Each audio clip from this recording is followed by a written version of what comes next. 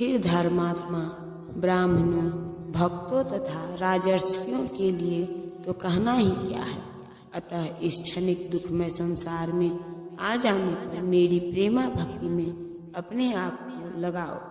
इस संसार में कई श्रेणियों के लोग हैं, किंतु तो भी यह संसार किसी के लिए सुखमय स्थान नहीं है। यहाँ स्पष्ट कहा गया है, अनित्यम असुखम लोकम।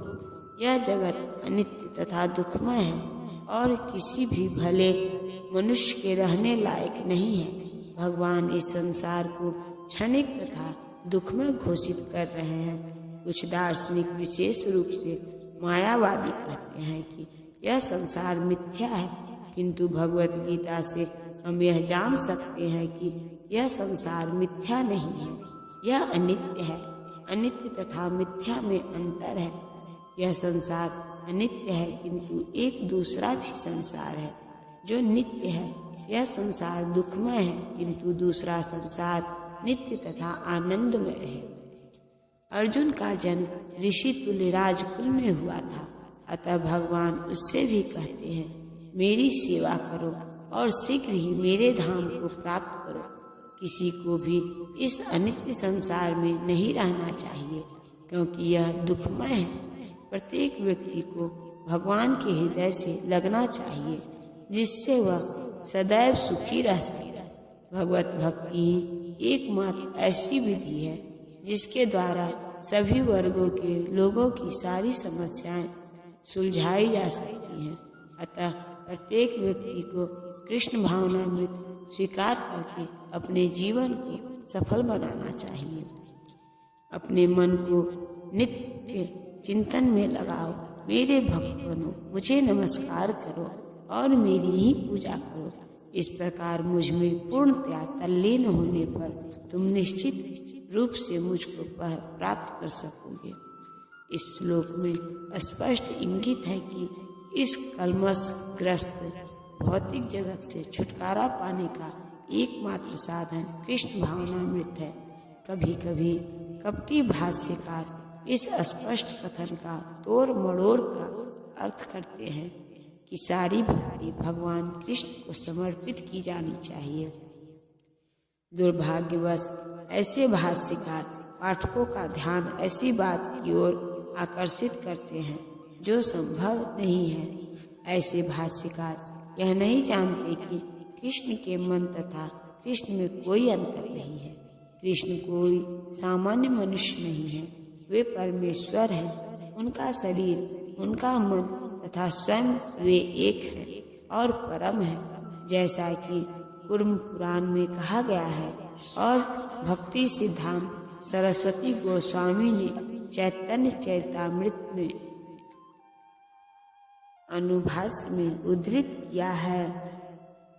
अर्थात परमेश्वर कृष्ण में तथा उनके शरीर में कोई अंतर नहीं है, लेकिन कृष्ण तत्व को न जानने के कारण भाष्यकर कृष्ण को छिपाते हैं और उनको उनके मन या शरीर से पृथक बताते हैं।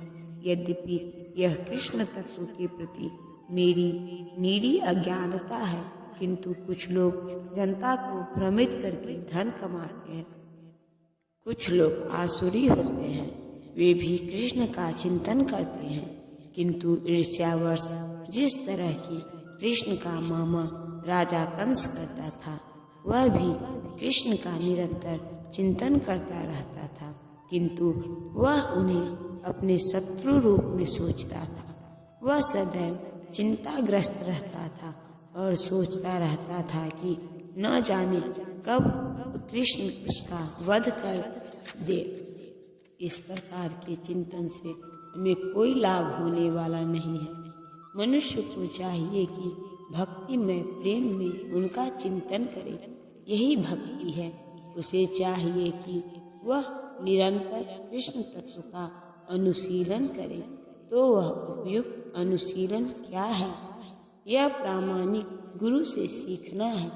कृष्ण भगवान है और हम कई बार कह चुके हैं कि उनका शरीर भौतिक नहीं है, अपितु सच्चिदानंद स्वरूप है। इस प्रकार की चर्चा से मनुष्य को भक्त बनने में सहायता मिलेगी, अन्यथा अप्रामाणिक साधन से कृष्ण का ज्ञान प्राप्त करना व्यर्थ होगा। अतः मनुष्य को कृष्ण के आदि रूप में मन को स्थिर करना चाहिए। उसे अपने मन में यह दृढ़ विश्वास करके पूजा करने में प्रवृत्त होना चाहिए कि कृष्ण ही परम है। कृष्ण की पूजा के लिए भारत में हजारों मंदिर हैं, जहाँ पर भक्ति का अभ्यास किया जाता है। जब ऐसा अभ्यास हो रहा हो तो मनुष्य को चाहिए कि कृष्ण को नमस्कार करे, उसे अर्चा विग्रह के समक्ष नतमस्तक होकर मनसा वाचा कर्मणा हर प्रकार से प्रवृत्त होना चाहिए। इससे वह कृष्ण भाव में पूर्णतया तल्लीन हो सकेगा। इससे वह कृष्ण लोक को जा सकेगा। उसे चाहिए कि कपटी भाष्यकारों के बहकावे में न आए। उसे श्रवण कीर्तन आदि नवधा भक्ति में प्रवृत्त होना चाहिए। शुद्ध भक्ति मानव समाज की चरम उपलब्धि है। भगवत गीता के 7वें तथा 8वें अध्याय में भगवान की ऐसी शुद्ध भक्ति की व्याख्या की गई है जो कल्पना, योग तथा सकाम कर्म से विमुक्त है। जो पूर्णतया शुद्ध नहीं हो पाते वे भगवान के विभिन्न स्वरूपों द्वारा यथा निर्विशेषवादी ब्रह्म ज्योति तथा अंतर्यामी परमात्मा द्वारा आकृष्ट होते हैं, किंतु शुद्ध भक्त तो परमेश्वर की साक्षात सेवा करता है। कृष्ण संबंधी एक उत्तम पद में कहा गया है कि जो व्यक्ति देवताओं की पूजा में रत है वे सर्वाधिक अज्ञानी है। उन्हें कभी भी कृष्ण का चरम वरदान प्राप्त नहीं हो सकता। हो सकता है कि प्रारंभ में कोई भक्त अपने स्तर से नीचे गिर जाए तो भी उसे अन्य सारे दार्शनिक तथा योगियों से श्रेष्ठ मानना चाहिए। जो व्यक्ति निरंतर कृष्ण भक्ति में लगा रहता है उसे पूर्ण साधु पुरुष समझना चाहिए। क्रमशः उसके आकस्मिक भक्ति विहीन कार्य कम होते जाएंगे और उसे शीघ्र ही पूर्ण सिद्धि प्राप्त होगी। वास्तव में शुद्ध भक्त के पतन का कभी कोई अवसर नहीं आता, क्योंकि भगवान स्वयं ही अपने शुद्ध भक्तों की रक्षा करते हैं। अतः बुद्धिमान मनुष्य को चाहिए कि वह सीधे कृष्ण भावनामृत पथ पर ग्रहण करे और संसार में सुख पूर्वक जीवन बिताए। अंततो गत्वा वह कृष्ण रूपी परम पुरस्कार प्राप्त करेगा। यह जगत अनित्य तथा दुखमय है और किसी भी भले मनुष्य के रहने लायक नहीं है। भगवान इस संसार को क्षणिक तथा दुखमय घोषित कर रहे हैं। शुद्ध भक्त की शरण ग्रहण करके सामान्य से सामान्य व्यक्ति शुद्ध हो जाता है। प्रकृति के विभिन्न गुणों के अनुसार मनुष्य को सात्विक रहना चाहिए। मनुष्य को पूर्णतया कृष्ण की शरण ग्रहण करनी चाहिए, तब वह बड़े से बड़े ज्ञानी तथा योगी से भी महान बन सकता है। अतः जो व्यक्ति कृष्ण भावनामृत में स्थित है और अनन्य भाव से हरे कृष्ण मंत्र का जप करता है उसे दिव्य स्थिति में आसीन समझना चाहिए।